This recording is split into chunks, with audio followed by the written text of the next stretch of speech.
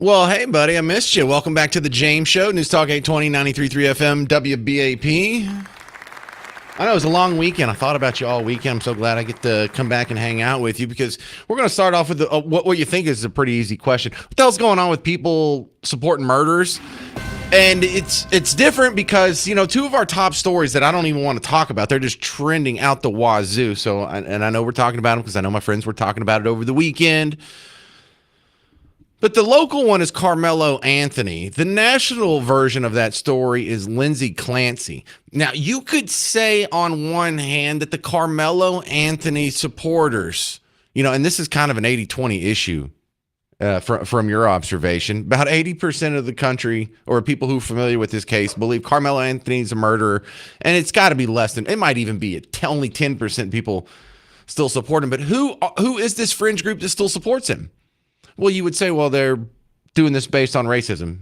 These are tribally thinking people that have been whipped up in such a frenzy of anti-white racism that they will stick with their kind no matter what the situation at all costs. That is their primary belief structure and motivation. And so then you go up to Lindsey Clancy and you say, well, why is this? Because this looks like an 80-20 split here. 80% of the people believe that, yeah, that's murder and there's no excuse for it. And it may be down to like less than, it's probably the same as Carmelo. There is a vocal fringe minority on this case that supports her. There's like, listen, she was on all kinds of antidepressants. She has postpartum depression. We think her husband might have told her to do it. And these people are also rushing to the defense of someone who is, looks like a murderer to me. But you can't say it's because they're anti-white racist. So what is there is a connection here in the fact that people are rushing to defend a killer. But where does this mindset come from? You can't just be so reductive as to say racism. You can't just be so reductive as to say feminism or fourth wave feminism, whatever we're on now. But I'd like to hear your theory, 800-288-9227. The Carmelo Anthony case is not done. Now, he did last week get a new judge, and they reviewed for a retrial. The retrial did not happen, but we still have the appeals process, which is a separate thing. WFAA did a great summary this morning. Carmelo Anthony's attorneys say their fight for a new trial is not over. Yeah, this weekend, a judge denied an appeal for a new trial after a jury convicted Anthony of murder. In June, Anthony was sentenced to 35 years in prison after stabbing Austin Metcalf to death during a Frisco track meet last year. A judge denied his legal team's motion for a new trial after 2 days of explosive testimony. It included information not presented during the initial proceedings. In a statement, Anthony's attorney said, in part, we respectfully disagree with the ruling and remain firmly committed to protecting our client's rights. His attorneys are now appealing the decision to the Fifth Circuit Court of Appeals. A panel of judges will review the trial record and decide if there were any legal or constitutional errors. If Anthony's attorneys are unsuccessful there, they can ask the Texas Court of Criminal Appeals to review the case. The judge who denied Anthony a new trial hasn't said why he made that decision, and under Texas law, he's not required to. Okay, so that's the latest on the Carmelo Anthony. We're not done with this story. This is what happens with pretty much every murder case. Think of all the murders, the other murders that have happened in Dallas over the last calendar year or so, or just since this Carmelo Anthony murder. We have mass shootings. We had like the triple murder at the Airbnb party over Memorial Day. We had the multiple murder at the after hours party in Fort Worth. We had another mass shooting at the Stop Six Park. I mean, how many of these do you get the regular updates on? Do you get all the motions, the motion to recuse a judge, the motion for a retrial, the motion for an appeal? Are you getting regular updates on all those? No? Why not? Oh, that's right. It doesn't drive us apart. Without this constant selective reporting, Whites and Blacks would be getting together a lot better than they are now. And instead of being turned on each other, we would be turned at the government and saying, hey, we need to do something about those guys. We need to do something about the deficit spending. It's giving all of us about 3, maybe 4% pay cut this year. And it doesn't matter if you're a pasty old white guy, looks like a sheet of printer paper, or if you're a brother, if you're a Hispanic, if you're an Asian. We should all be equally concerned about these very important topics that directly affect us all. We need to get past this backbiting stuff, but the news won't let you. 800-288-9227. 800-288-9227. Like, here's a story that was on, I saw it on Friday. Any big updates? Did you hear about anyone talking about this over the weekend? Following breaking news from overnight in Dallas, police are investigating a person who was found shot to death in an apartment complex. It happened around 1:30 on South Cockrell Hill Road in West Oak Cliff. When our crew arrived, we saw crime scene tape stretched across that complex. Now, investigators say there was a disturbance inside an apartment. Neighbors heard gunshots, then called police. One person was found dead in a stairwell. Another person showed up to the hospital injured. We're working to learn if police are searching for any suspects. Yeah, did we find out who it was? Anybody concerned? Anybody call Benjamin Crump? Anybody set up a GoFundMe account? Anybody raise $800,000 for their legal defense? Or for their family or for whomever? Is the family coming out and calling for an independent investigation because they don't trust the autopsy reports from the powers that be because he was with white people beforehand? No. They're not going to tell you the details of this story because it's not going to be the constant drip, drip, drip reminder that you're supposed to hate America, that you're supposed to hate white people, that you're supposed to hate your neighbors. You're supposed to be very suspicious and afraid and scared and it's dangerous. It's not. 800-288-9227. Coming up next, we have a spokesman from the Donald Trump camp who's going to talk about, number one, he's coming to Dallas in a couple weeks, and number two, there's a lot going on in the news. I'll ask about both coming up on the James Show. News Talk 820, 93.3 FM, WBAP.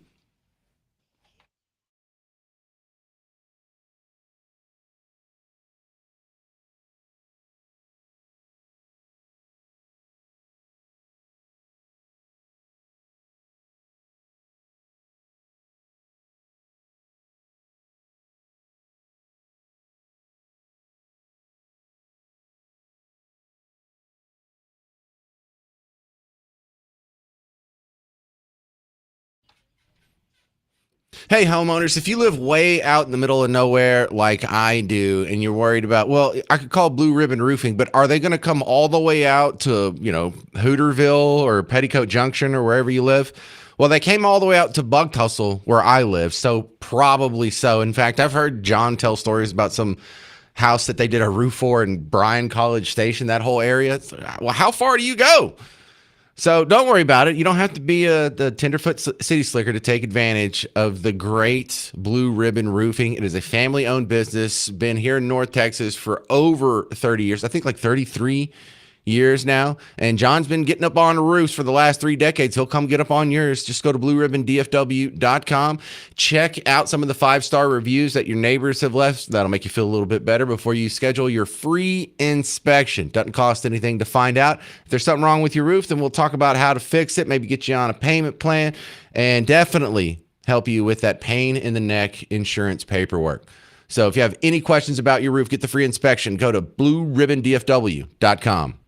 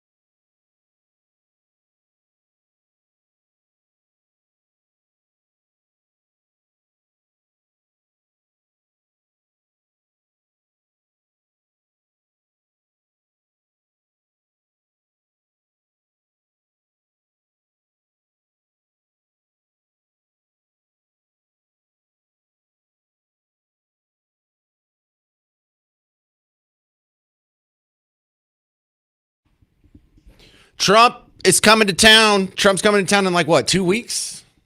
I'm James Parker. It's the James Show, News Talk 820, 93.3 FM, WBAP.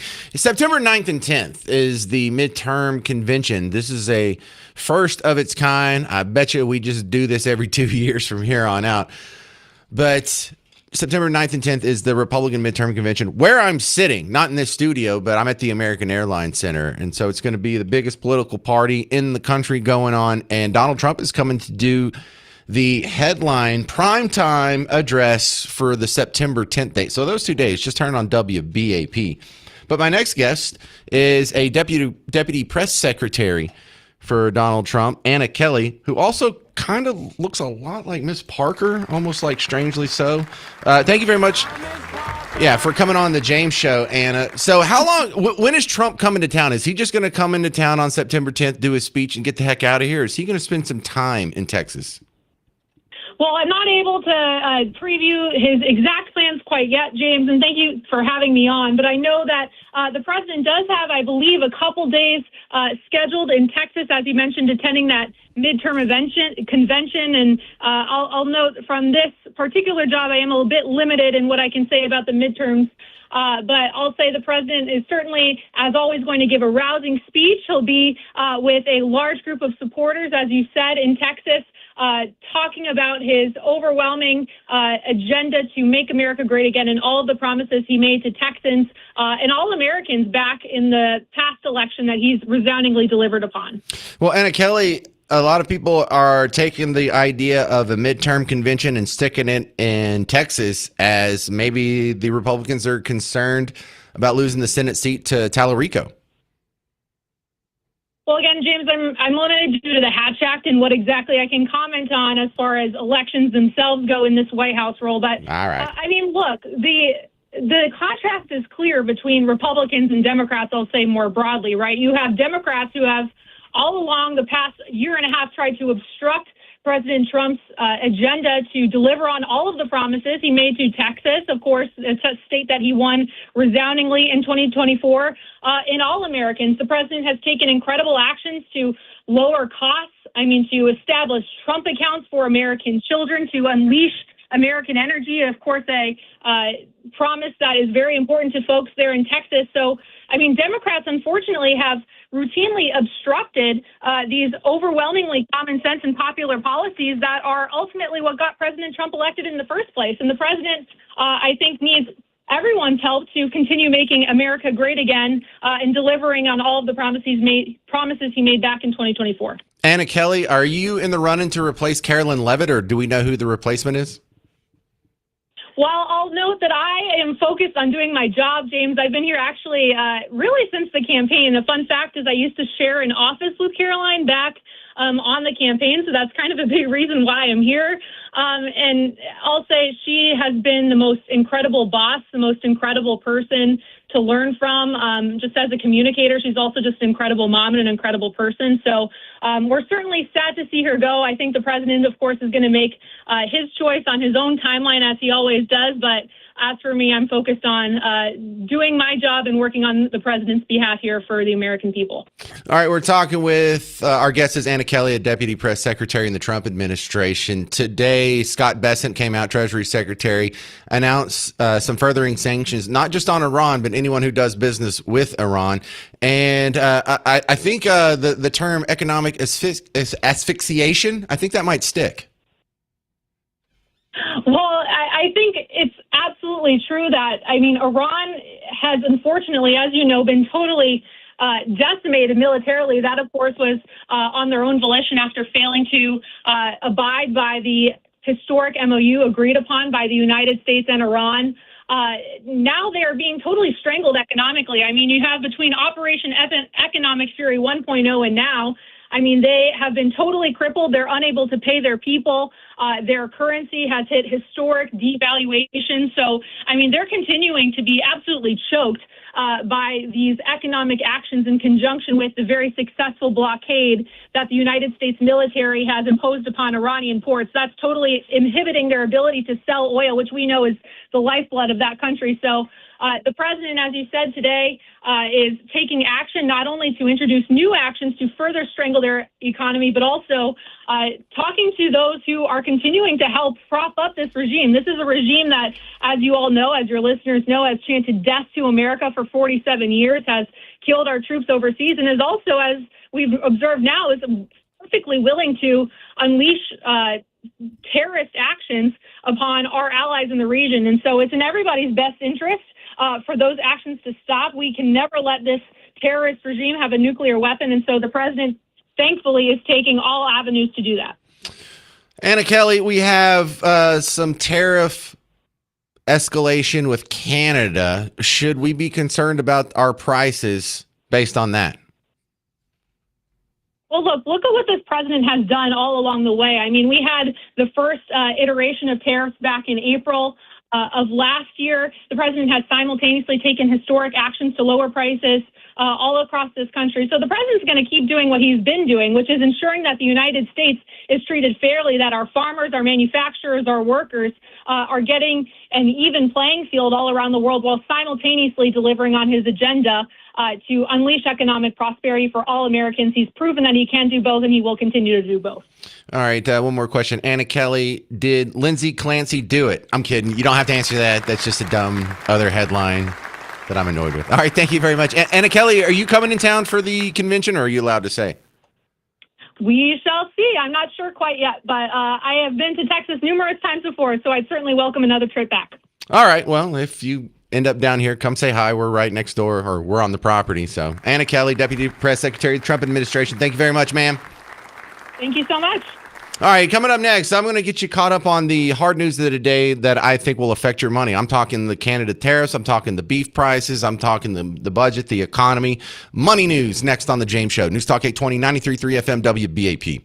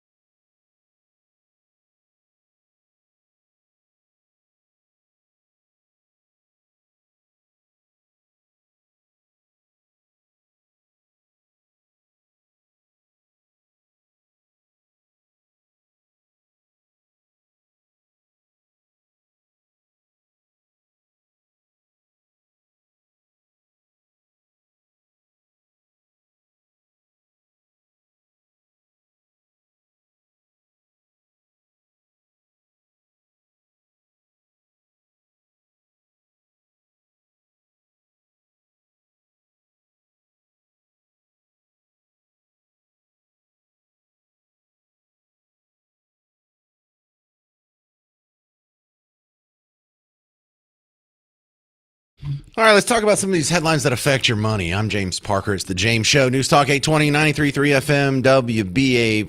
Because, the Carmelo Anthony case, interesting to talk about, interesting to break down the reactions of your neighbors to it. But doesn't really affect you much, right? Well, our next couple of stories definitely will affect you in some form or fashion if they're left unabated. First off, let's start with the new tiff we got going against our neighbors up in Canada.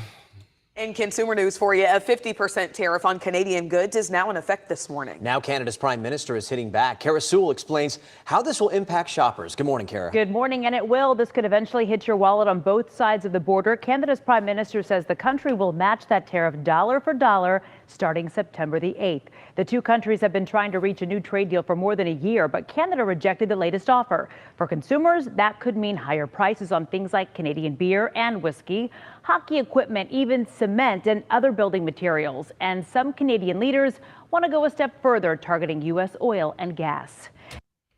Not hockey equipment. How are we going to live without our... How am I going to live without my ice skating girdle? I don't know. But look, the big problem we got to watch out with Canada is they're so easily dismissed. It's just a country of 45 million people, maybe at the most.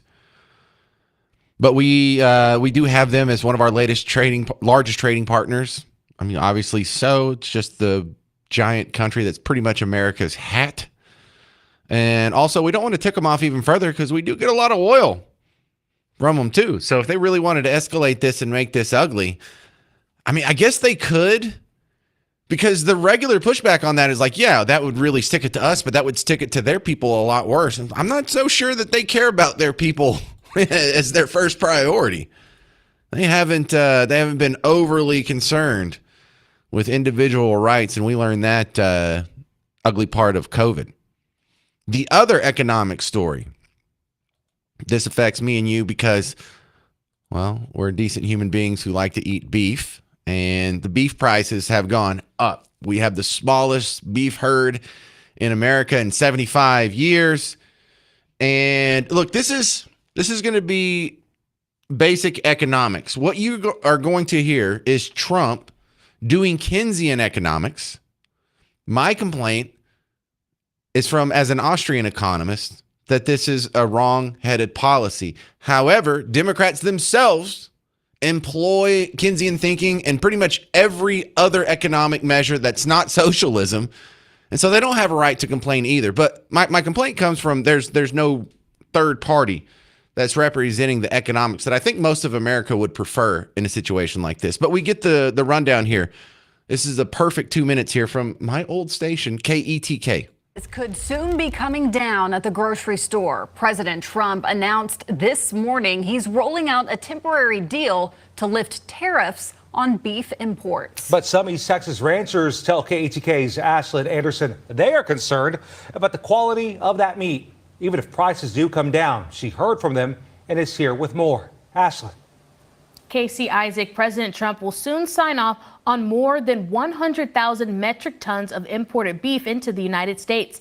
But East Texas ranchers are asking, where is the meat coming from? Do those countries have up to standard regulations? And when can local ranchers see relief? All right, stop. Before we continue here, I just want to head this off. Some of you people know my email address, james@wbap.com, or you are friends with me on Facebook or Instagram or whatever. Do not send me the hack joke of where's the beef. Can we just not? I don't want to, because if I don't say that, I'm sorry. If I don't say that, I'm going to get 9 emails that say, well, where's the beef? We get it. We get it. Just let it go. Pay attention to the story, children.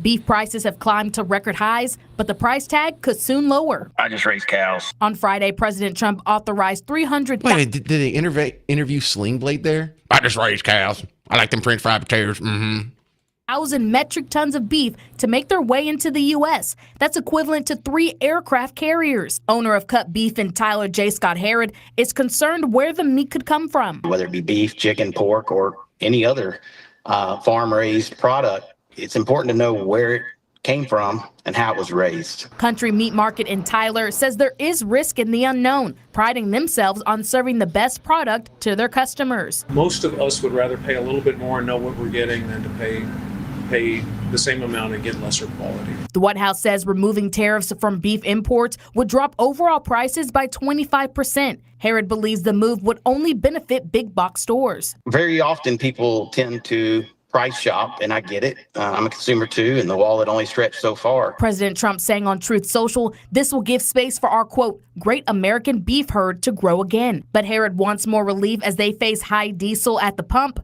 Today I filled up $5.39 a gallon. And feed prices. We're seeing a steady climb, plus the cost of labor, which we want everybody to be able to make a healthy living and provide for their family. So across the board, we're seeing things more expensive for us to raise a cow. Continuing to provide quality meat to East Texans, but at what cost? If you're going and you're bringing in meat from other countries of origin, then the time and energy being putting it into that, I'd prefer to see being put into here into our local ranchers in the United States.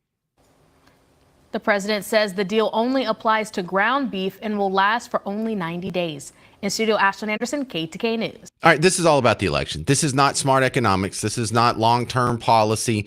This is not what's going to get our beef herd rebuilt. What it will do is this is a policy that's going to last 90 days, and so it'll run out. Let's see. Let me scratch my head and figure out what's going on. It is August now. And so September, October, November. Well, you mean the policy will end just a few weeks after the midterm election? Yeah, that's what it's all about. All right. So no, this is not good for our farmers. Absolutely not. It's not good for our ranchers. Now they're going to oversell how bad it is. Like, well, you can't trust meat from other countries. Yeah, you can. The problem that they're going to have here is the rising beef prices is what is going to drive up the cattle herd. Oh, you want people to have more cows? Make it more profitable for them to have cows. And if you bring in a policy that is going to squish the price of cows, albeit just for, 90 days or so, then that is going to put downward pressure on the growth of the herd. So long-term speaking, this isn't about growing the herd. This isn't about fixing our trade deficit when it comes to cows. This is about making sure when the people go to the ballot box in November that the price of beef isn't something that could be used as a bludgeon against Donald Trump. That's it.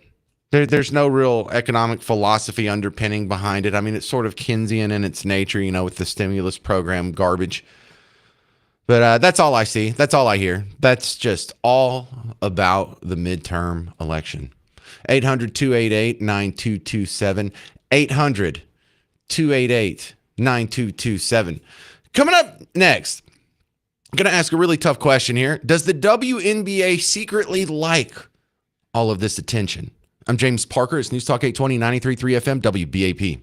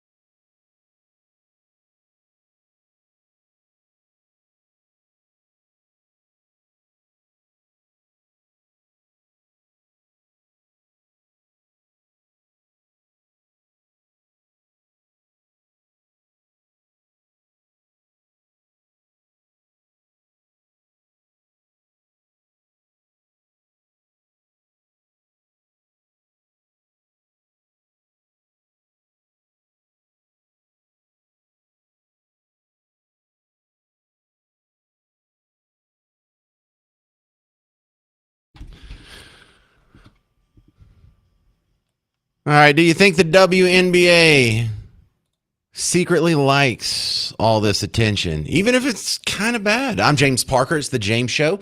News Talk 820, 93.3 FM, WBAP.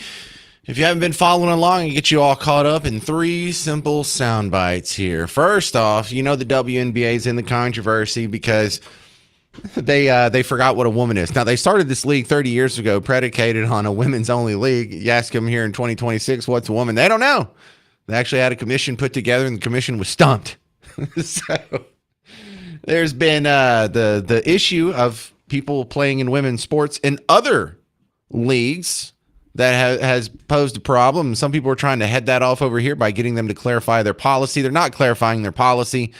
So in the limbo, some activists have spoken up. Inez Cantor changed his name to Inez Cantor Freedom, former NBA player, 6'10", declared for the WNBA draft because he's a woman now, and he's either going to get them to change their policies or reject them on some other grounds. But he's trying to force the issue of them actually defining woman in a way that it's going to tick off the woke crowd and the WNBA. This is why you don't do politics in sports. You've now painted yourself into a corner, WNBA. Now you either have to tick off the woke crowd or you have to tick off the crowd that doesn't think men can have babies, and it's a lose-lose for you. All right, so here was Inez Cantor in a report on My View with Lara Trump on Saturday. Bathroom with a biological, Oh, wait, back at the beginning. I believe, that the parents need to stand up for their children, because, if I was a parent, I wouldn't want my kid to be in the same locker room, same showers, or same bathroom with a biological, male. So, and I will, if my ever daughter came out and says, hey, I have a man or I have a biological male taking a shower in the same locker room as us, I will just go crazy. So I feel like this shouldn't even be like a right or left issue. This should be like a common sense. But I think America, we need more players more people like Sophie Cunningham to come out and stand for what they believe in. Okay, and so then Inez Cantor was at a WNBA game this weekend. I believe this was just last night, wasn't it? And he got kicked out of the Chicago game. And we need to have a chat about these mascots, but just a second. Here he is. There's the lady coming down for Chicago. She makes a point, and then she just starts pointing and yelling at Inez Cantor, who is standing in the area where people are seated behind the basketball goal. So he's on eye level. He's on the same floor that she is. He's wearing a shirt that it looks like a dictionary definition. It says woman and then adult female, a human adult female, or whatever the simple definition is for it. And so he's just opening his arms. She's giving him the business, just cussing him out. And he ends up getting removed from the stadium. 6-point basketball game. All right, she's yelling at him now. She just scored. Natasha Cloud. And right before the break, this was the scene inside Wintrust Arena after Natasha Cloud got that bucket. She wanted her voice heard. We have talked about the conversations surrounding the W. That is Inez Cantor in the building today. And he has voiced how he's felt about the situation. Natasha Cloud voicing her opinion as well. Cantor was just escorted out. All right, now the internet is brutal, y'all. The internet, first, Inez Cantor looked like he was having a good time. He looked like he was enjoying that entire process. He just has his arms open. He's wearing a shirt that says woman, noun, adult, human, female. And he's like, what's the problem? I'm not doing anything. I'm right here. Now, she is yelling, and you could tell pretty much on your own, but there was also a sports blog that had a lip reader on there, and she was saying, I'm that N-word, blah, blah, blah. But she was using the own racial slur against herself. Now, the internet, just absolutely without ruth. They are ruthless on the internet. They were pointing out that this woman, I'd never heard of her before, Natasha Cloud. She was actually raised by white parents. When her parents were obviously much younger, her mom had an affair with a black fella. The black fella absconded. The dad forgave the mom, raised her as his daughter, despite the infidelity, gave her everything in life, put her through college, backed her up, gave her a better life than her real dad would have. And all she does is turn around and what? Turn into a anti-white racist, an activist. You should hear the things she's saying about white people over here on her social media feed. We won't get into that because I don't want to be bagging on Natasha Cloud. That's not the point. Now, here's the Linda Cohn show. Now, Linda Cohn is a WNBA commentator who probably doesn't share your politics, but she really would like for this to go away. And the obvious way to make some of this controversy go away is for the WNBA to just define what a woman is. What is your definition of a woman? Because once you get rid of this gray area, now we can all move to the next step. But until you do that, we are in this goofy, woke purgatory. Indiana scores 113 points, and sitting courtside, a former NBA center who wants to enter the WNBA draft next season. Yeah, arguing with a Chicago Sky player before being kicked out. But this is no longer an isolated incident. Everywhere the Fever travel, the controversy surrounding Sophie Cunningham's comments seems to follow them. There have been rallies and counter protests in Seattle, in Portland, in Minnesota, in Chicago, in New York. Sophie has been booed. Fans have been confronted. And now the controversy has moved from outside the arena to courtside. The WNBA keeps saying it wants everyone to focus on basketball. Clarify your policy. There you go. And she's someone who's, I believe, on the other side of the argument. We agree with that. Can you just clarify? Go ahead. You're going to tick off half of America either way. I think this is an 80-20 issue. I think if they come out on Inez Cantor's side and define a woman what you have agreed to the definition your entire life, that'll really only tick off about 20% of the population tops. But that's a very vocal, loud, hissy fit 20% of the population. And I don't think they're going to do it. I think they're just going to try and run out the clock on this, like never really give a definition and hope we all just kind of move on. And I don't know who's going to give first. 800-288-9227. Weird Al Yankovic is coming to Dickies Arena September 25th. The man, yeah, I know how to say it. The man, the myth, the legend, September 25th with special guest Puddle's Pity Party. Get tickets and information now at livenation.com. All right, we'll hear some of your response to the WNBA controversy. And then you're going to hear from Brandon Gill, local congressman, who was just trying to get a simple answer out of a guy who runs an immigration activism firm for a living. I'm James Parker. It's The James Show. News Talk 820, 93.3 FM, WBAP.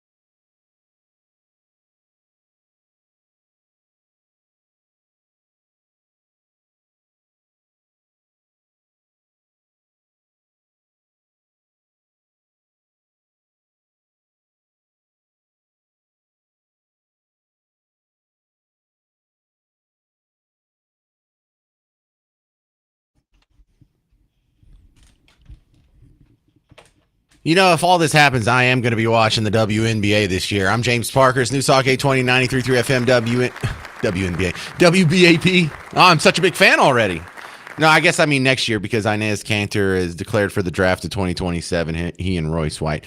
Listen, here's what I really think is going to happen. They're going to find some reason to not let them be in the league. I think there's about a 0% chance they would let Inez Cantor or Royce White in the WNBA because they would dunk all over them and it would be embarrassing. Now, do I wish they would let them in? Of course I do. This is one reason I don't get upset about this. You have never heard me get mad about the WNBA situation. I think it's hilarious. I think it's an argument I knew you couldn't lose since day one, and you're just waiting for it to play itself out. Because this is, listen, I'm not anti-trans. I'm not WNBA. I want trans people to be happy, healthy, productive people of society. I want the WNBA to be profitable on its own and have a bunch of fans out there that can support it. I'm not wishing for the death or demise of anyone.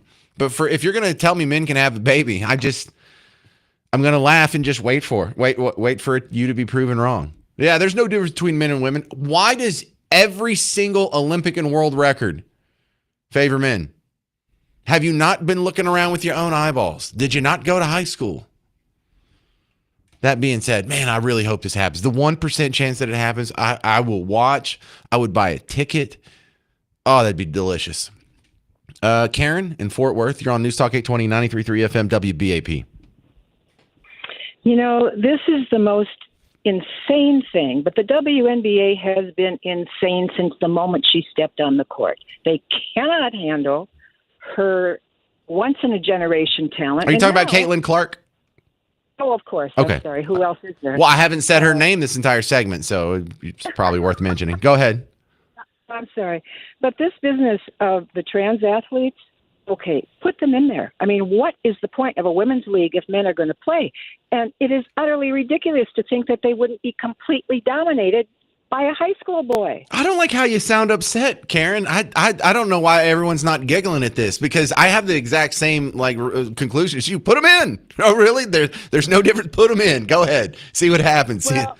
Well, yeah, the reason I sound upset is that I am just angry about this issue. All it does is diminish women. We need to celebrate women. We need to celebrate men, but they cannot play sports together. No, I tell you why you're upset. I tell you why you're upset. Because Karen, you know, so many people say, if I had a time machine, I would go back and I would kill baby Hitler. You know what I would do, Karen? I would go back to 1996 and I would tell the founders of the WNBA, you're not going to believe this, y'all.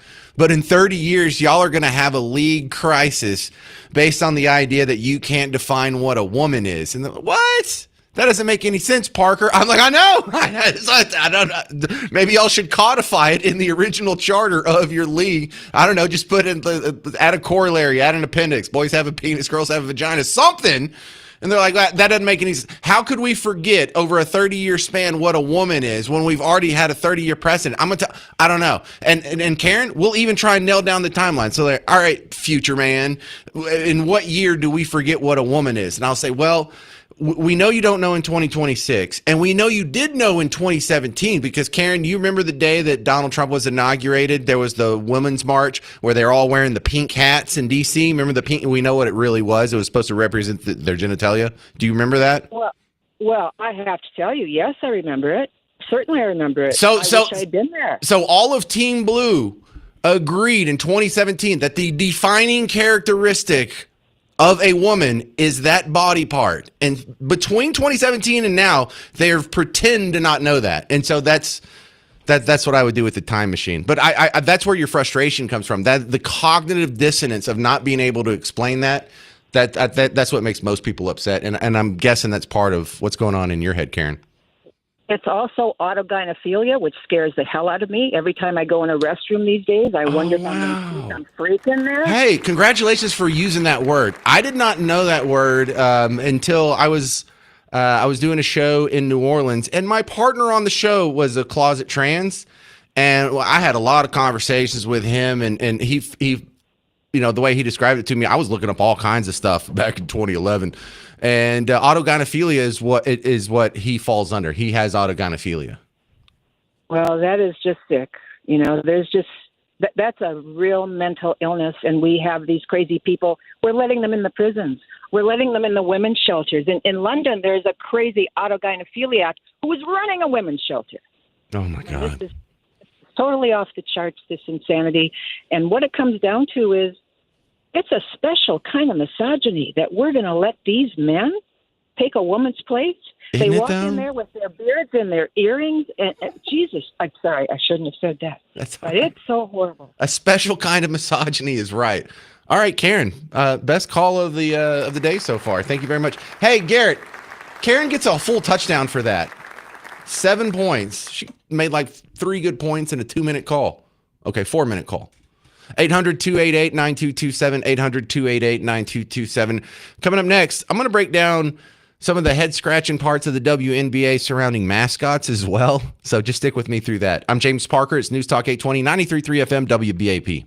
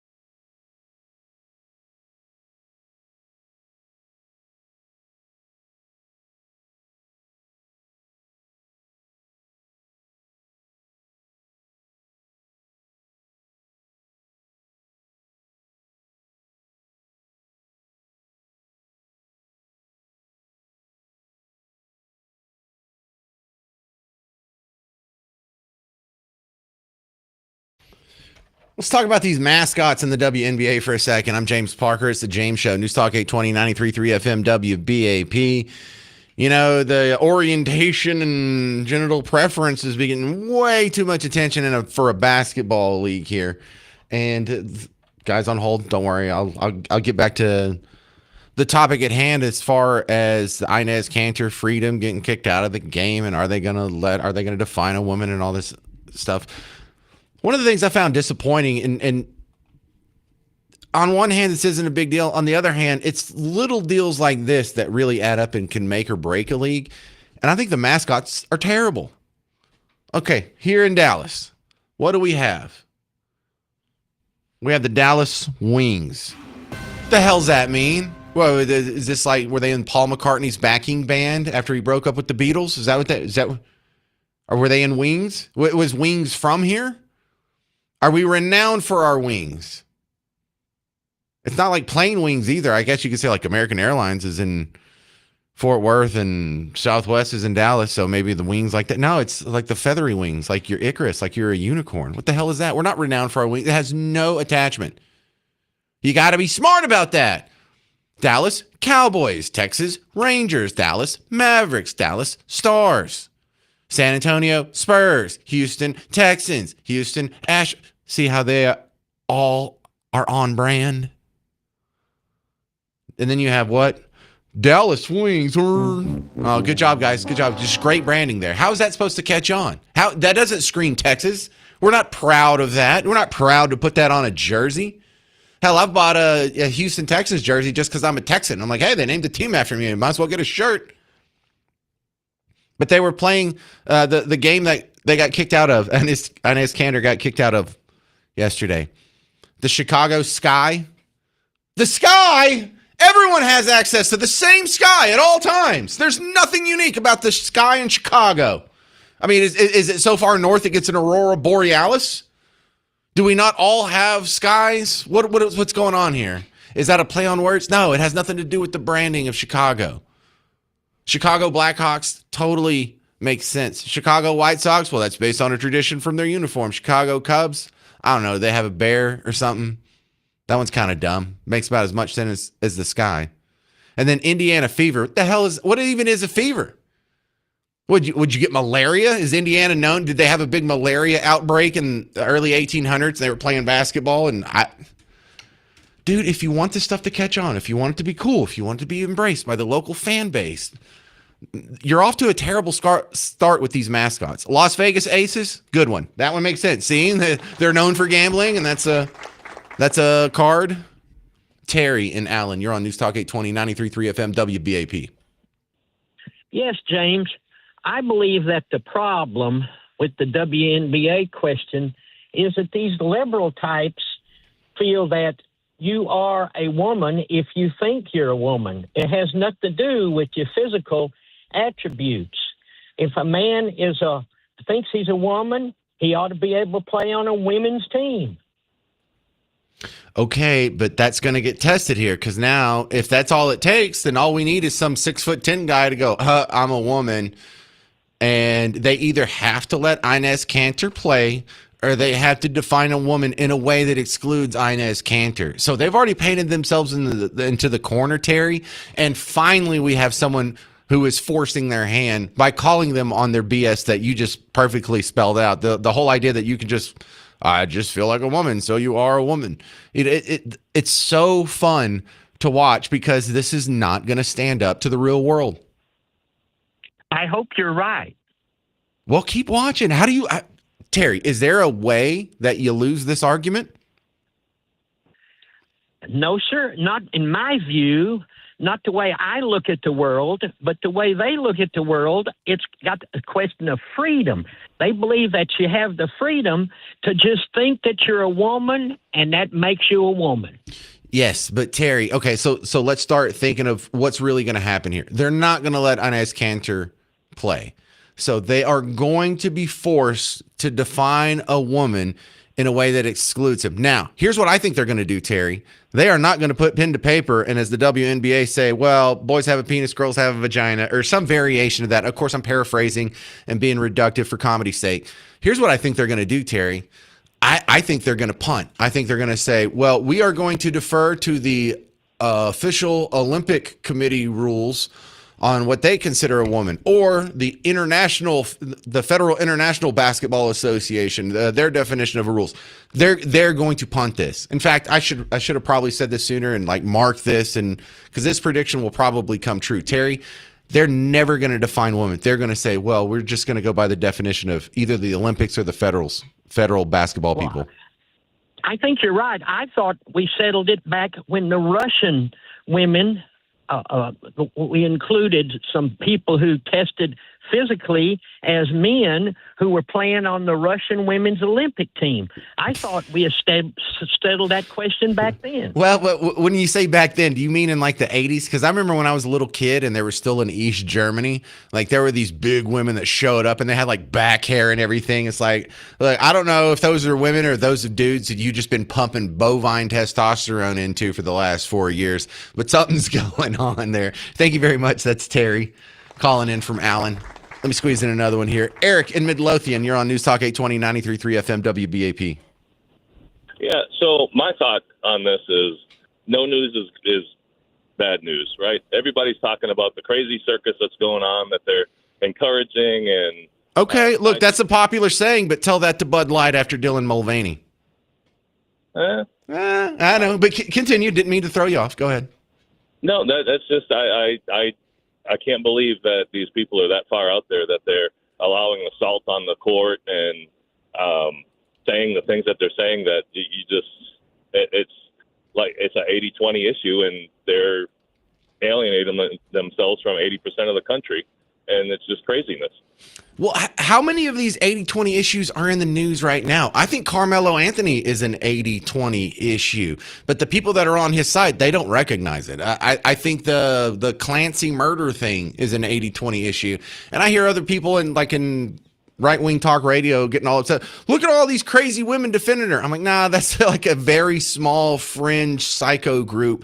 Please do not extrapolate that out as to the normal train of thought. Even for our Team Blue neighbors, that's a fringe position. Yeah, I think that's my thought on it. Good stuff. All right. Yeah, because the SAVE Act's another one. Like 80% of the country wants the SAVE Act passed.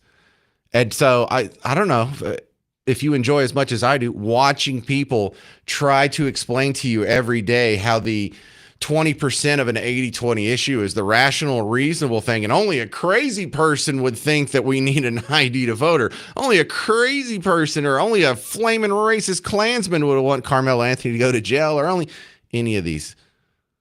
So this is going to come and hit a brick wall by the time the draft rolls around. That's my prediction. The WNBA will punt.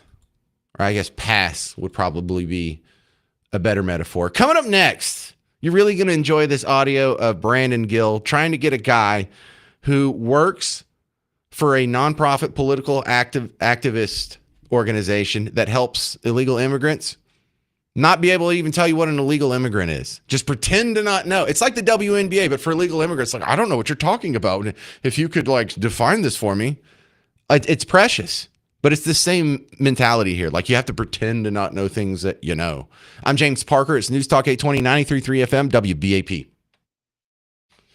Hey there, fellow Texans. James Parker here for QC Kinetics. QC Kinetics is the people you call when you want to get your life back. You used to not be like this. You used to get out of bed and be able to just hit the ground running. Now you get out of bed and what you got to do? You got to kind of stretch your back a little bit. You got to touch your toes. You got to kind of do some leaning over and kind of work out that pain. Don't do that. You don't have to do that anymore. And I don't know where it's at. Maybe it's your back. Maybe it's your knees. For a lot of people, it's your shoulder. I don't know what your injury is, but at least give QC Kinetics a call. Have the free consultation. See if they can even help you. And then if you know that they can help you, then we'll go to the next step. How long will it take? How much does it cost? What does it look like? Which one of the different treatments is going to work properly for you? And you can go to that next level. But just do yourself a favor. Find out. Call QC Kinetics today. The consultation doesn't cost you anything. And if it can fix your life and give you a better standard of living, isn't that worth it? 972-972-8610. Call QC Kinetics. Get rid of that pain. 972-972-8610.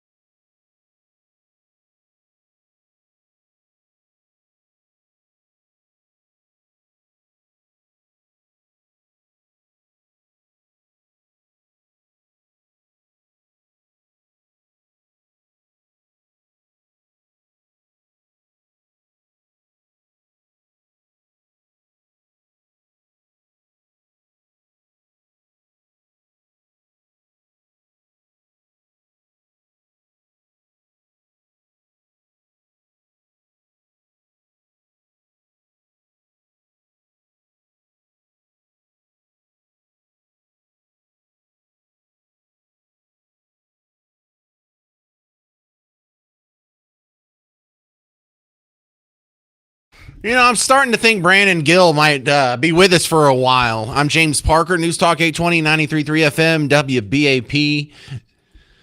He's a congressman, and his district is sort of the part of the Denton area. And he's young. He's photogenic. He's well-spoken, articulate. And I'm allowed to say that because he's a white fella. I can't get in trouble for calling a white guy articulate. And yes, he is married into a royal family of conservatism, sort of. He's married to Dinesh D'Souza's daughter, and that doesn't seem to be really part of the allure, just a coincidence.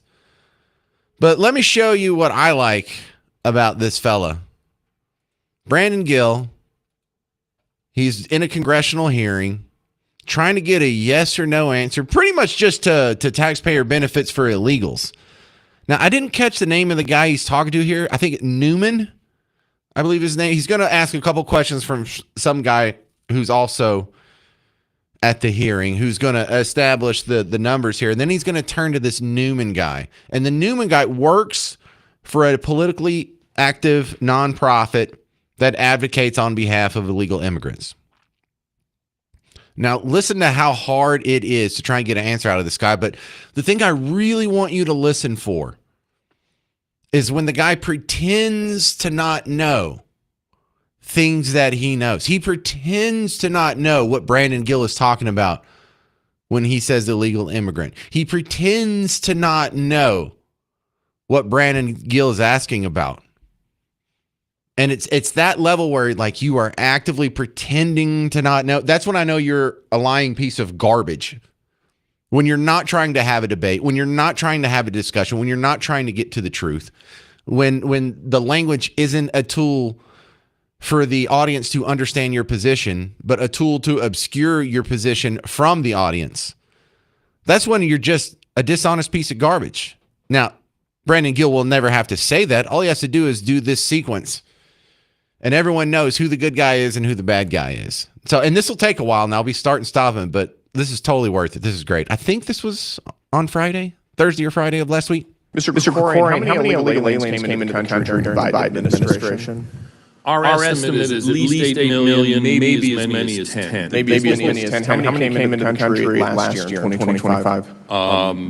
We don't know yet, but it wasn't anything close to that. Not very many, so substantial decrease in dramatic 90+% decrease at the border. Got it. Mr. Newman, is it a good thing that President Trump secured the border?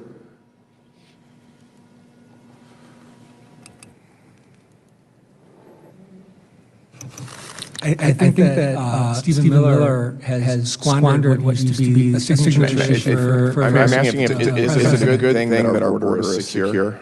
I think our border has been secure for quite some time. Our border was secure during the Biden administration? Yes, sir. That is your testimony? That's my belief, yeah, that's my opinion. How many illegal aliens came into the country during the Biden administration? Whatever it was a number that Mark Krikorian cited. You don't think it was 10 million? Came out of whole cloth. It could have been quite a bit higher. So would you agree that there are fewer illegal aliens entering the country now than there were entering during the Biden administration? That isn't an area of my expertise, so I wouldn't. Hang on a second. That's not an area of your expertise.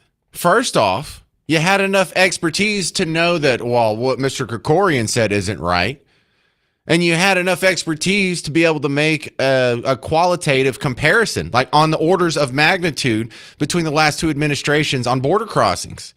So you have expertise to answer, to push back on those things. But when you're asked a direct question like, jeepers, I don't know if I can answer that. Lying to your face. You spend a lot of time in the immigration space. You can't tell me whether there are fewer illegal aliens coming into the country now than there were during the Biden administration. I mean, that is not something that's an area of my expertise. I've been spending much I think most people. He works for a nonprofit that advocates for illegal immigrants. Oh, geez, I haven't really been keeping up with the flow of illegal immigrants in America. Are you kidding? That's like your number one job. That's like Hershey saying they hadn't been keeping up with the flow of chocolate. That's like Exxon saying, I don't know what the price of oil is. How could I know that? Civil rights, waivers. can say there are fewer illegal aliens coming into the country right now. It's astounding that you won't at least admit that. Should illegal aliens receive taxpayer-funded unemployment benefits?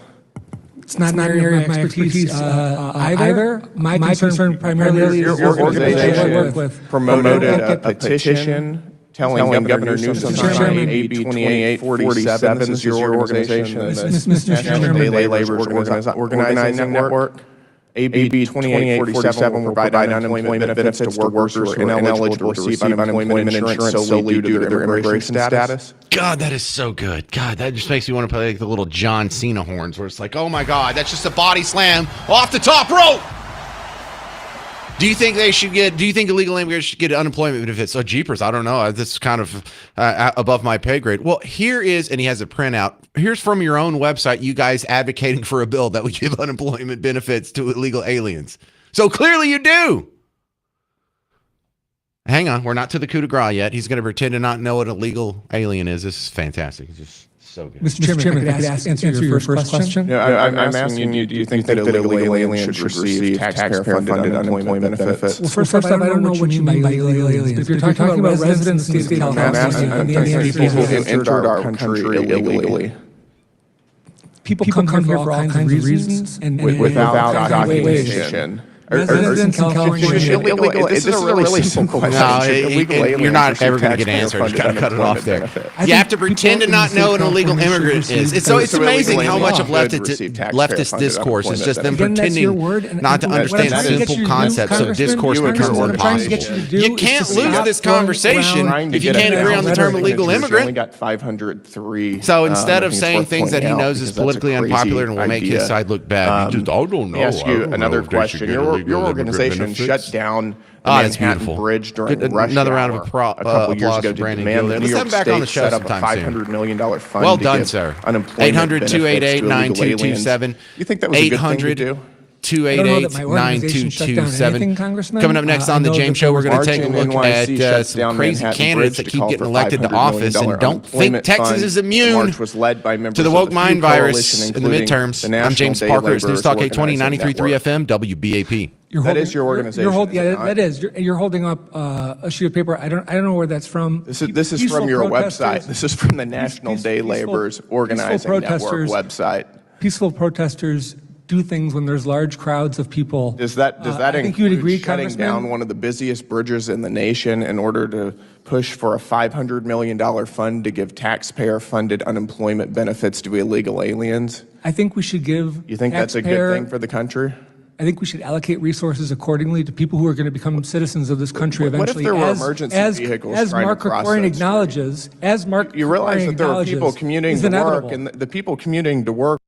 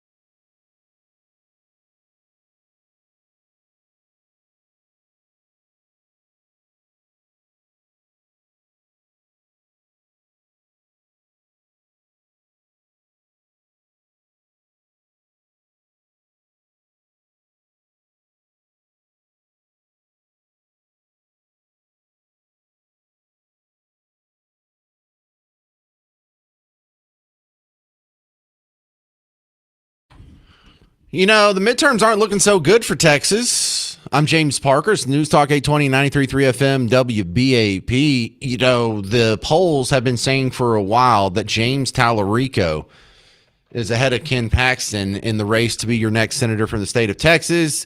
And a lot of people, the James Show included, we've been skeptical of the validity of those polls. They have let you down in the past, and by in the past, I mean pretty much every election this year. They were wrong about the election primary in Michigan by about 20 points. They were wrong about the Karen Bass situation in Los Angeles. But now we were looking at the betting markets, Kalshi, Poly Market, and they've actually turned slightly in favor of Tallarico. So if you're a Republican and you're worried about this, it's time to freak out. Now, me personally, not that exercised about it. I people forget, I am not a Republican. I know I say bad things about Democrats on a regular basis, and Republicans enjoy that. But if the Republicans lose the House and Senate, I mean, it's not my preference. I think they do a better job governing than Democrats.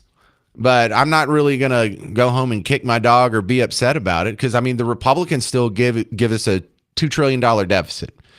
Republicans, after the birthright citizenship Supreme Court case came out against them, within 24 hours, they should have had a bill that was at least presented in the House and Senate and saying, okay, we're starting the constitutional amendment process. There should have been a vote at some point on repealing Obamacare. Just put it out on the floor and at least try to vote on it. If you're not even trying to vote on it, then you get no credit. It's not like, well, we would if we had the votes, but it didn't pass. No, you didn't even try. They haven't got rid of the Department of Education. Of course, I would like for them to get rid of all the entitlements, all the welfare programs. I have a pretty serious wish list. And if you're like, well, that's fantasy, Parker, you're never going to get that. I'm like, no, this is all going to happen on a long enough time scale. It's just, is it going to happen on our terms, or is it going to happen after a collapse? Because the United States Department of Education will be finite. There's only two ways it's going to end: when this country collapses, or when we decide to end it ourselves. But let's go ahead and look at our own situation here in the great state of Texas. Because what Tallarico, unfortunately for him, seems to be tethered to, some of this seems to be out of his control. And in that, we may get lucky here, because there's a lot of DSA, the Democrat Socialists of America candidates, that are out there saying all kinds of crazy things. They hate white people. They hate this country. They hate Christianity. They hate Thanksgiving. And if Tallarico can be seen in that little cast of characters, the bar scene from Star Wars group of mutants, maybe Ken Paxton can eke this out. But check this out. Chris Matthews. I love hearing this stuff from Team Blue, because they're in an interesting position. The regular Democrats, like the reasonable Democrat wing, the Bill Maher's, the Mark Cubans, Chris Matthews, the Clintons. Heck, I would even put Biden in it. They all have their system of power now dependent on these candidates winning. If they want to win the Senate, then they've got to cheer for these socialists to win their races. And so now they can't really say anything bad about the socialists, but it's not as popular, and they know what the polling says for real. And so they're walking this really fine line here. They're like, yeah, I support Democrats, and we're a big tent. No, I don't believe everything that they say. But check out this stretch. Chris Matthews, these DSA candidates, and AOC, just as American as apple pie. They're going to come up with something dirty. They're going to try to make all Democrats into something like the Marxist wing of the DSA. They're going to try to make it really bad. And I can see they can do something with the DSA, and they're going to make them into real Marxists. They're going to play the game. Personally, I think AOC is as American as apple pie. It won't work with her. It may work with some others, but I think they're going to get nasty, and I think it's going to be a really great close. You know, I wish just in one sentence from one talking head on Team Blue, they would say something that nice about me. Just, it's never happened. No one's ever said, yeah, the rural, straight, white Christian males, they're just as American as apple pie. Show me where Chris Matthews has said that, and I'll offer a retraction tomorrow. And I'll buy you a Dr. Pepper, or a Dr. Pepper Zero if you prefer. Just this, because this is what I'm talking about. This American as apple pie. So a lot of people will hear that and they're like, oh, James doesn't think she's American because she's a person of color and he's a racist. No, that's not it. America is not dependent on a skin color. You may think, well, James doesn't think she's American because she has a Hispanic name and Hispanic background, Alexandria Ocasio-Cortez. He doesn't think that's American because it's not a Anglo-Saxon or Irish. It's not a white name. Well, first off, those are white names. Spanish is a white language. Spain is white people. It is European. So I'm no more of a colonizer than the Spanish are. So there's no real differentiation there. Plus, me and Miss Parker both have a sizable part of our family that's Hispanic anyway. So that's not a foreign. A Hispanic in America, that's not foreign. So no, that's not what I'm pushing back on, Chris Matthews. You know what makes her not as American as apple pie? That whole Marxism thing. And you don't have to be on 100% agreement with Benjamin Franklin, but you at least have to be in the ballpark of the founding fathers and individual rights and the Enlightenment ideals and the Bill of Rights and capitalism and free markets and the invisible hand and Adam Smith and all that. That's what makes you American, because they are right when they say being American isn't an ethnicity. It's not a skin tone. It's not even a religion. It's a set of ideals. And when you break from those ideals, that's what makes you not American. Not how dark you are, how far away you stray from the Constitution, how far away you stray away from James Madison and Thomas Jefferson, John Adams, and George Washington. How far away can you possibly stray and still be American? Well, you sure as hell can't be Marxist. So that's where we're at. And I'm not so sure that Ken Paxton's going to win in November. And if he loses, I only see two things. Number one, somehow Tallarico gets roped up in this whole DSA gang of mutants. Or, here's what I think is possible. Maybe not probable, but definitely possible. I think we're going to see one hell of an October surprise on this guy. This is a guy who his entire life has been, or his public facade has been a lie. Yes, he's a Presbyterian seminarian. Oh, really? So he's a pastor? Where is he a pastor? Oh, he's not a pastor. Well, where is he? He's never been a pastor. Well, is he in seminary right now? No, that was decades ago. So what are y'all talking about?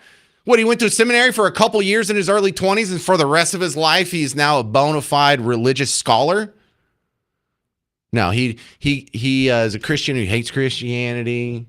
He doesn't like meat, had a vegan campaign, now lied about it, lies about his girlfriend situation, all kinds of stuff. So I am not so sure about November. 800-288-9227. Coming up next, a DEI recipient got busted and then committed suicide. Terrible story. You'll hear it next on The James Show. News Talk 820, 93.3 FM, WBAP.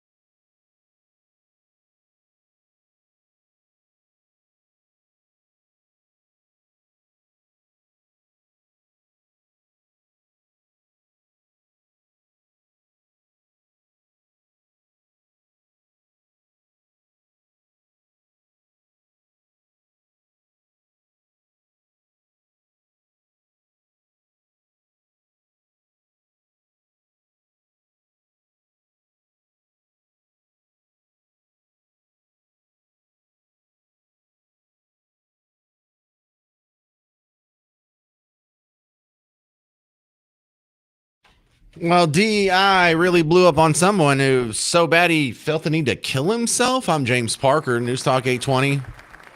93.3 FM, WBAP. Terrible story comes out of, well, the other side of the planet, Cambridge. Did you hear about this guy?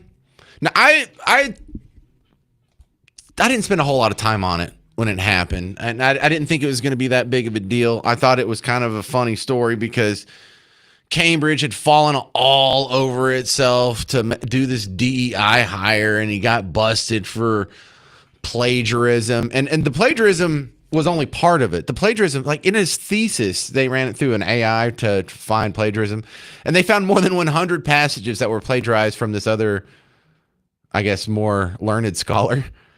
But then also when you go through his claims and his resume, there are things that he had just completely made up out of whole cloth. He said he had run 30 marathons in 35 days. And I had heard some of the rumor mill, and it was kind of silly. So let me get you all caught up on what the report was when I brought this to you on August 11th, whenever that show was. I'm Professor of Sociology of Education at the University of Cambridge. 3 years ago, Jason Arday became the youngest ever black professor appointed at Cambridge University, an 800-year-old institution. Professor Jason Arday joins us now. He was interviewed about the achievement on CBS News. If I'm being absolutely candid and honest, not many teachers at school had any belief in me. Now Arday has fallen from grace, accused of plagiarizing some of his academic writing and lying about claims he ran 600 miles in 6 days to raise money for charity. The scandal's front page news here in the UK, and the former professor of sociology of education has now resigned, saying in a statement that it should not be mistaken for an acceptance of the narratives that have surrounded him. Cambridge University says it's launched an investigation. There are now questions about Arday's autobiography, scheduled to be published this month. Yeah, when I think back on my college experience, I could easily imagine some of my professors were hired without a whole lot of background checking on him. But this is beyond the pale. This was ridiculous. So now he's gotten busted. And just like a sociopathic narcissist would, he's absolutely devastated by the fact that everyone in the world knows that he's an absolute fraud, a liar, and a fool, and he will never escape it. Every Google search of his name for the rest of his life will be the same embarrassing failure. And he couldn't live like that. And so, sadly, he ended his life. Now, DEI didn't end the life. DEI, I don't know if he shot himself, hung himself, stabbed himself, got bit by a snake. I don't know. But DEI didn't directly kill him. But if not for the DEI actions of other well-intentioned Team Blue activists around him, this guy would still be alive. So in some ways, you can say this whole DEI push got him killed. But I love Bill Maher's summary on his show on HBO on Friday. This is a tough 2 minutes, y'all. There was a story. I mean, if you're going to talk about academics this week, I just have to bring this up. This Jason Arday story. He's a professor. Really sad. Very sad. It was a suicide at the end. I mean, a week ago, it was not that story. He was the first black professor at Cambridge, I think. Yes. Young. And the youngest. The youngest. Okay, whenever I hear a story like this, first of all, I don't believe anything. I don't believe anything anybody says. Right. I have to read 2 or 3 more articles, do a deep dive. But the first story was, okay, this guy was just wanted by the left to be what they wanted him to be, which was the first hero professor, black professor. But really, he was guilty of plagiarism and all sorts of incredible lies. And because they're so captivated by DEI and wanting this, they just let him pass. I said, well, I'm going to check this out. Mm-hmm. No, that's exactly what happened. Right. It's the soft bigotry of low and it's expectations. not just that they let him pass, it's that they ignored the glaring red flags like grammatical errors in his thesis and things in his backstory that just didn't add up, like running 30 marathons in 35 days. And to me, Cambridge has a lot of explaining to do about how they seem to have really cynically used this person who was obviously struggling with mental illness to further their own diversity and inclusion goals. He didn't learn to speak until he was 18, right? He said he was autistic. He said a number of diseases, he said. He was cancer, brain tumor, epilepsy, locked-in syndrome. I don't know what that is.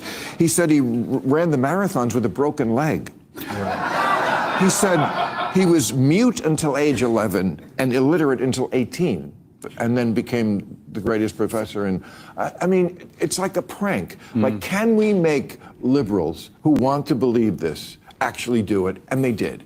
And it's not much more complicated than that. Well, white people are crazy. Yeah, and you're allowed to say that because we're not a racist society. If this was a white supremacist society, he'd be scared of saying that. But instead, Bill Maher has to be scared of saying that about every other race but white people. But look how far DEI has gone. DEI, did it even help this guy to get that Cambridge appointment? I mean, he was being set up for failure. But when people talk about how DEI makes people skeptical of the achievements of the preferred special classes that get preferential treatment under DEI, this is why. And the real injustice here isn't that some guy got a job at Cambridge for 3 years making $380,000 and he didn't deserve it. The real injustice is there's an actual guy who worked his ass off and did everything right, and he was leapfrogged by this fraud because the amount of anti-white male antipathy, the amount of anti-white male sentiment was so high they were willing to overlook qualified candidates to go find this guy. Now, if this was really a white supremacist society, is this how we would act? Is this how our institutions would behave? Passing up Asians and white people who are more qualified to go to this clear fraud just so they can wear him as a skin suit for their own virtue signal, even though he's going to fail and or kill himself later? You think that's good? You think DEI is morally upstanding after this story? 800-288-9227. 800-288-9227. Coming up next, why they're not going to stop. I'm James Parker. It's News Talk 820, 93.3 FM, WBAP.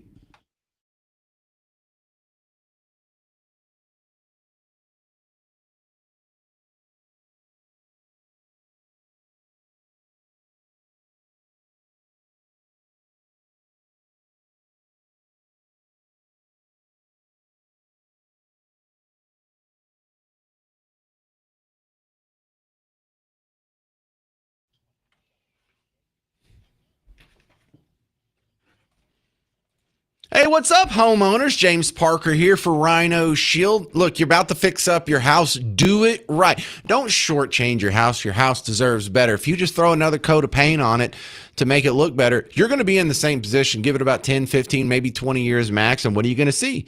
You're going to see it flaking up at the ends. You're going to see it start to peel in on the corners. And this is the time of year when it starts cracking. This is the time of year when your house, it's going to be 108 today. It's just been expanding. And this is when the paint fails. This is when the Rhino Shield shines. Because if you had Rhino Shield on your home right now, it wouldn't be cracking, flaking, or peeling. You know what it would be doing? It would be lowering your energy costs. It would be giving you a 6.9 R factor. It would be blocking out and reflecting 90% of UV rays. It's water resistant. It's 8 to 10 times thicker than paint.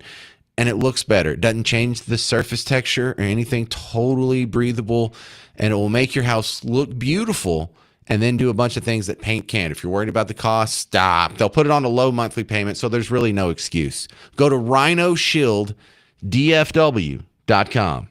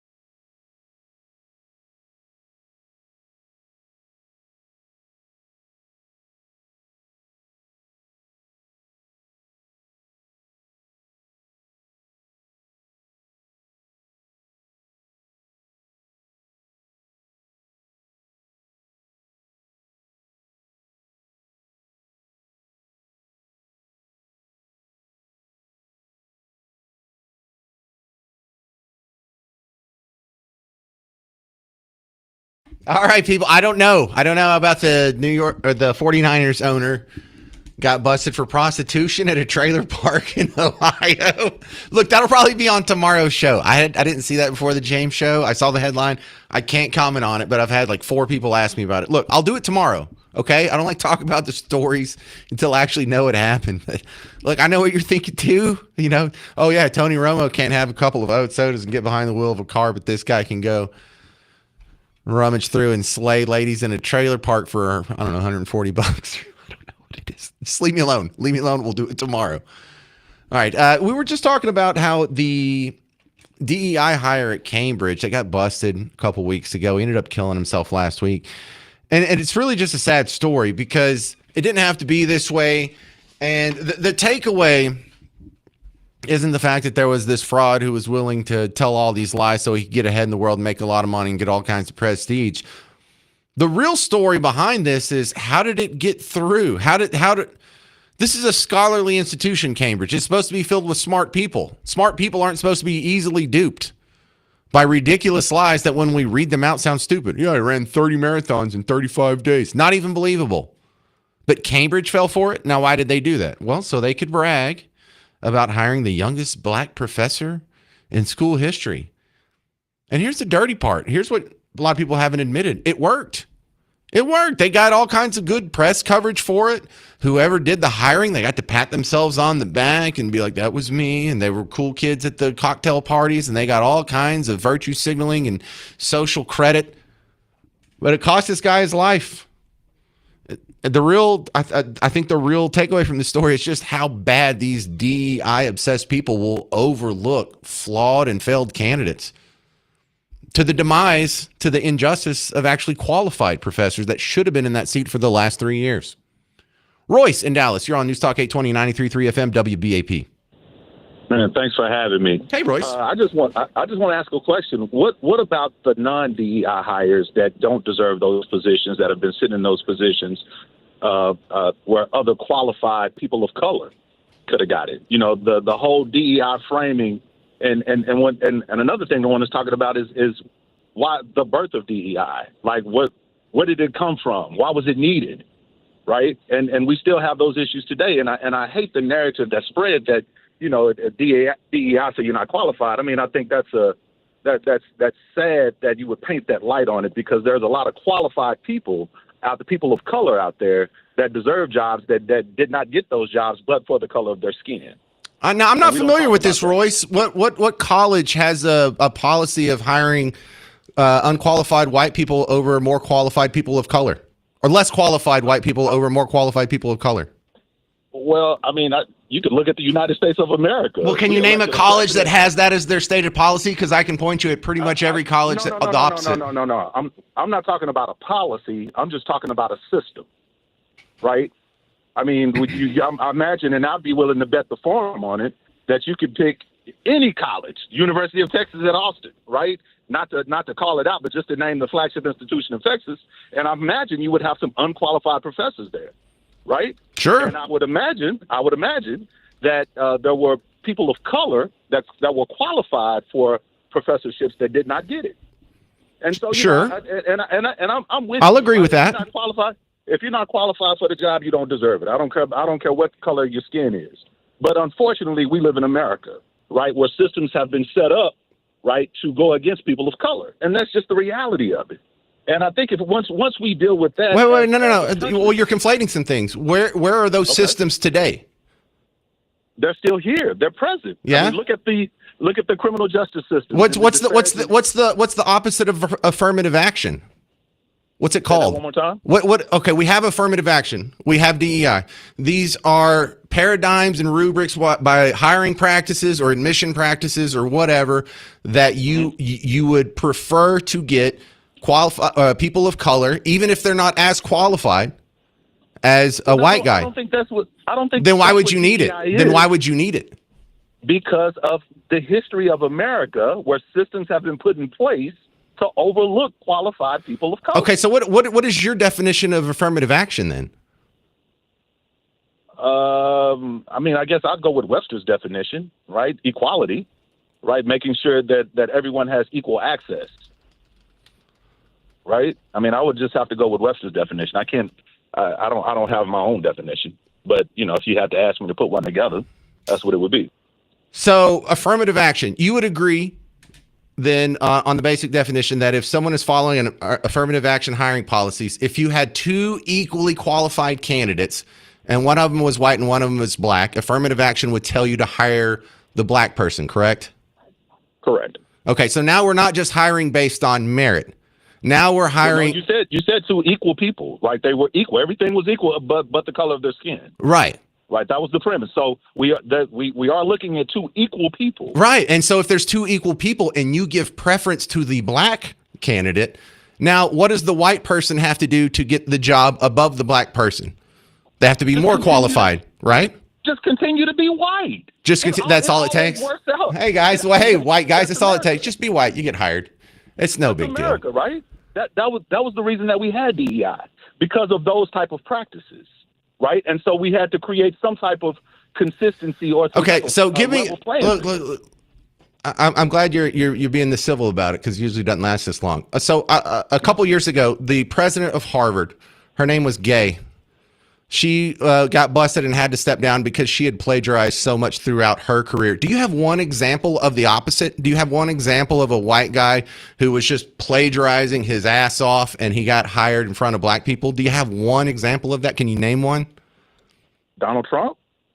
Yeah, he's kind of voted on there. So no, that's not an example.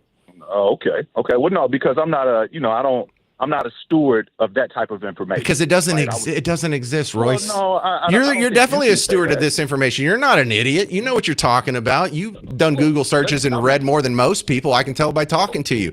Keep digging in there. I know you're not an idiot. I can tell by talking to you. I look, you just need to do a little more research, and I think you'll come around. Because if affirmative action isn't, you just admitted, if two equal candidates are going for the same job, you got to give preference to the black person, right? So so is anti-white discrimination? Would that be a fair characterization? No. No, because why doesn't that fit the definition of anti-white discrimination? What if it was black and Asian? What if it was black and Indian? Right. Well, we know the answer to that. If you're Harvard, then you go for the black person. Well, I don't know. Cambridge, it was what, 100 years before they had a professor of color? Is that what I heard you say? I don't know how long it had been. That's a long time. And what you're telling me is that in 100 years, with all of the inventions and all of the great accomplishments of people of color, that there was not one qualified black candidate to be a professor? I didn't say that at all. I didn't say that at all. I think it's horrible how the Democrats and racists treated black people throughout American history and Western civilization. I find it absolutely abhorrent. That's one of the reasons I speak so kindly of the Republican Party, who was formed with the specific intent of freeing the blacks and giving them equal rights, and they fought next to them when they got the right to vote, when they got rid of segregation, when they got rid of Jim Crow. I think the Republicans did really good about that. I'm James Parker. It's News Talk 820, 93.3 FM, WBAP.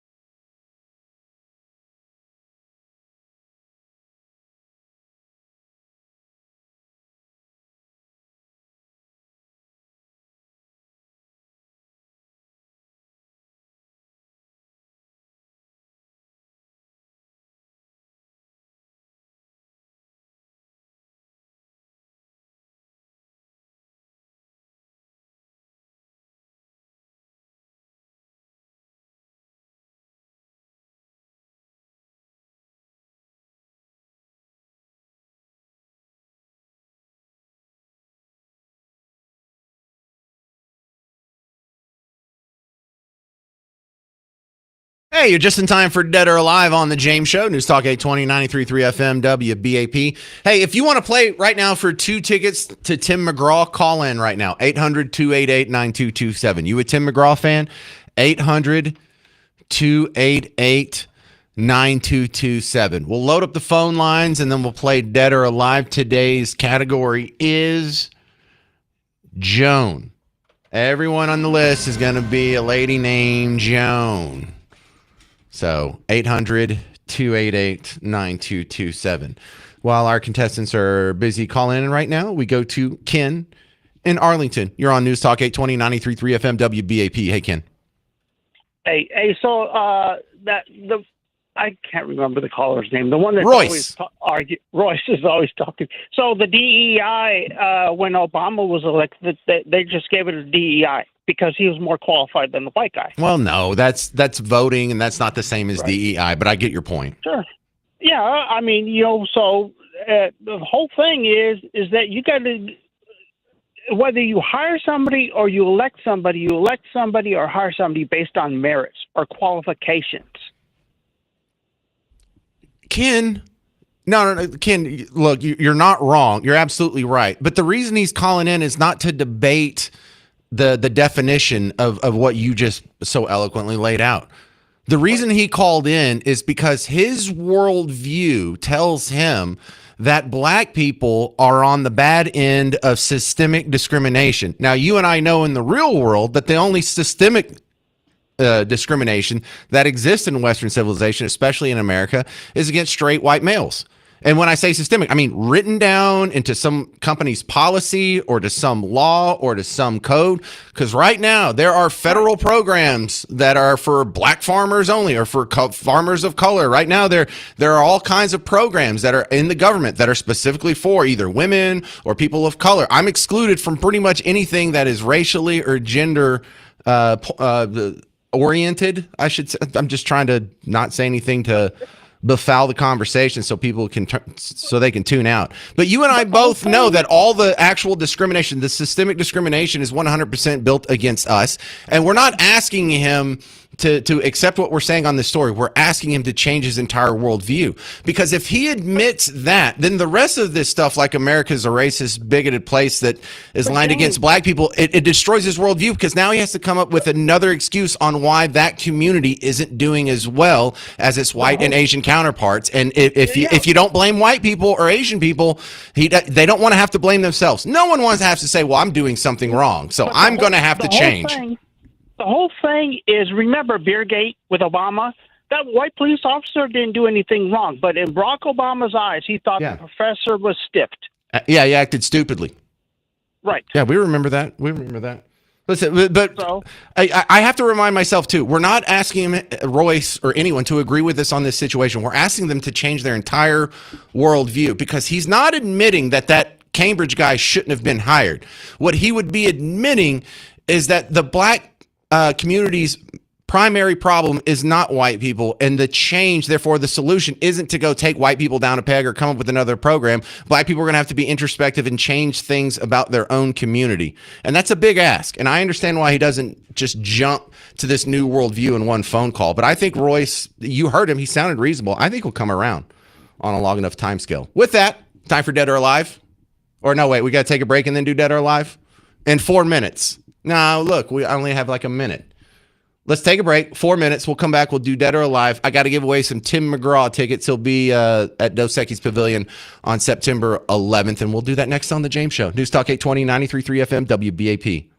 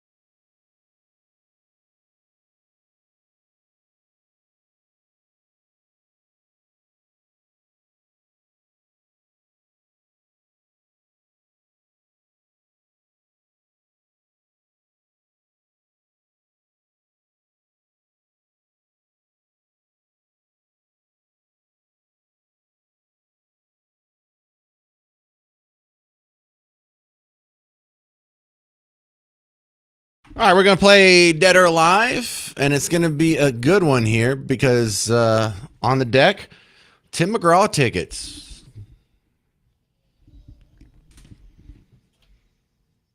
Thank you, Mr. Jovi. Welcome to Dead or Alive. Today, we're playing for 2 tickets to Tim McGraw Pawn Shop Guitar Tour 2026, coming to Dos Equis Pavilion on September 11th. Get tickets and information at livenation.com. But someone's about to get a free pair of tickets from The James Show.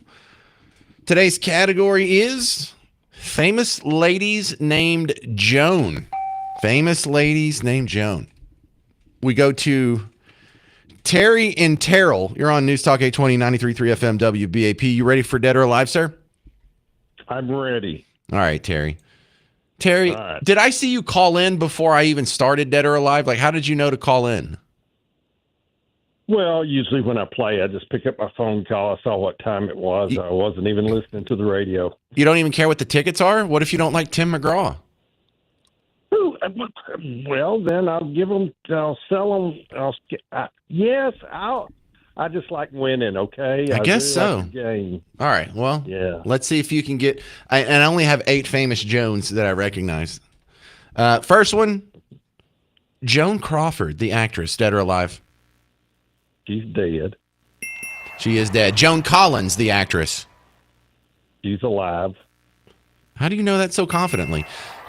Joan Jett. I hated her. We went out last night. Joan Jett's alive. Okay, yeah, Joan Jett's alive. You did not go out with Joan Collins last night. Joan Rivers, the comedian, dead or alive? She's dead. She is dead. Joan Baez from Woodstock sings terrible songs, dead or alive? Holy yes. I don't know, but she ought to be dead. I'm going to say she's dead. No, alive, 85 years old, still hates men. Damn. Thank you very much, Terry. Terry and Terrell, that's funny. Sounds like a cartoon character. All right, we're going to Stephen Richardson. You're next up on Dead or Alive. You ready? Steve? Yes, I am here. Okay, good. Well, there's only 3 left. We're in Famous Ladies Named Joan for Tim McGraw tickets. Joan Cusack, one of the other Cusacks, is she dead or alive? Cusack, I think she's dead. Nope, alive, 63 years old. I did about how I expected. All right, thanks. Yeah. Yes, Garrett, she was in Toy Story 5. Of course you would know that, weirdo. Christy in Fort Worth, you're next up on Dead or Alive. You ready? Yes. Yeah, say that again. Yes, I'm ready. Okay. I don't know. You kind of sounded like you were 15 for a second. You are above 18, right? You have to be 18 or older to win? Okay. Joan London, the news anchor, dead or alive? Alive. 75 years old. And finally, she's saying, what if God was one of us? Joan Osborne, dead or alive? Joan Osborne. Oh, my Lord. I don't know who that is. I'm going to say dead. Dang, dude. The song was just in the 90s. Christy, I tried to give it to you, but now we have to, by the rules, it's just going to be a freebie that we give to Tony in Dallas. You got to do absolutely nothing, sir. Absolutely nothing. I mean, I'll give you one just for a formality. Hey, Tony in Dallas. Yes, sir. Joan of Arc, dead or alive? Who is she? She's dead. There you go. I don't know, some French tart. Yeah. All right. Well, look, just by luck of the draw and your patience and sticking with us, you just won 2 tickets to see Tim McGraw, the Pawn Shop Guitar Tour, coming to Dos Equis Pavilion September 11th. For the rest of you losers out there, we got to go get our tickets from livenation.com. But Tony and Dallas, if you hang on, regular Garrett will give you a pair of tickets. We'll email them to you, all right? All right, man. Thanks, Shane. All right. Well, thanks for playing the easiest version of Dead or Alive. Thank you, Mr. Jovi. Yeah, you know, I really like the technical win. You know, that sort of walk-off home run feeling that you get when the guy that wins the tickets didn't have to do anything. He just won based on the failure of the person who was in the winner's circle and dropped it, just fumbled it at the very end. I find that delicious. All right, let me do some serious news here to sort of end it.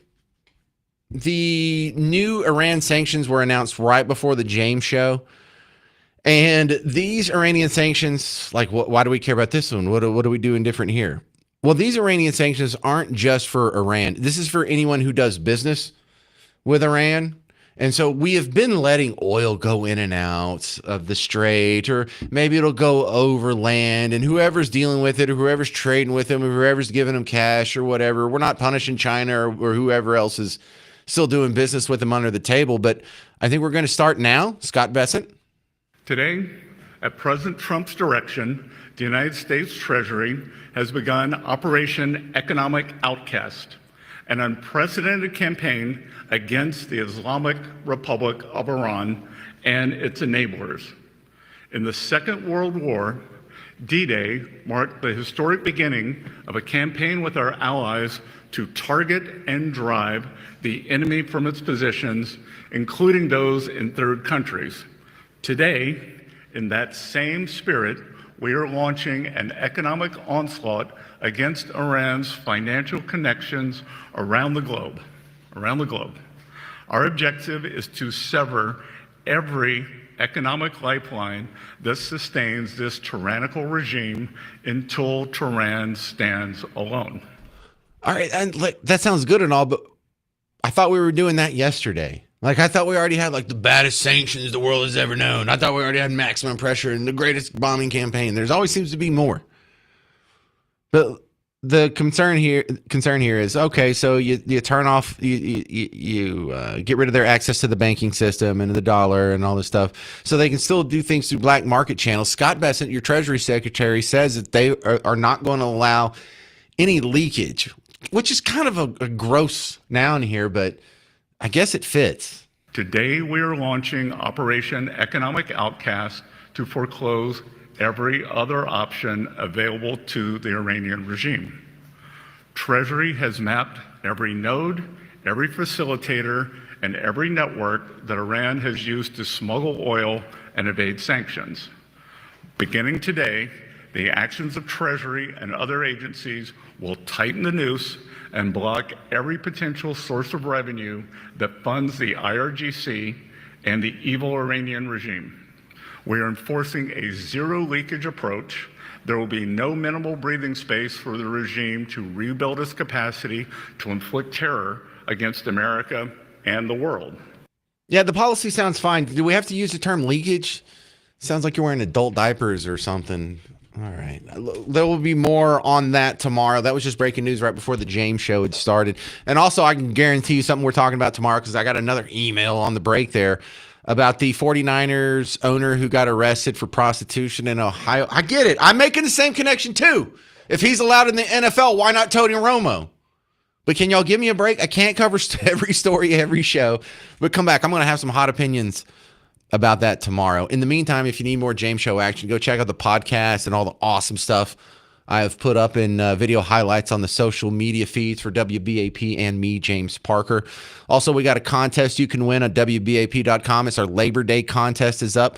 Someone's getting $1,000. I hope it's you. I hope it's someone that's listening to the James Show. Enter now for your chance to win. It'll make your Labor Day weekend even better. Go to WBAP.com. It's in the little top headline rotator. You click on the graphic. And thank you very much, because it's sponsored locally by our friends over at Benjamin Franklin Plumbing. Stay put. The great one, Mark Levin's coming up next. I'm James Parker, and this has been The James Show on News Talk 820 and 93.3 FM, WBAP.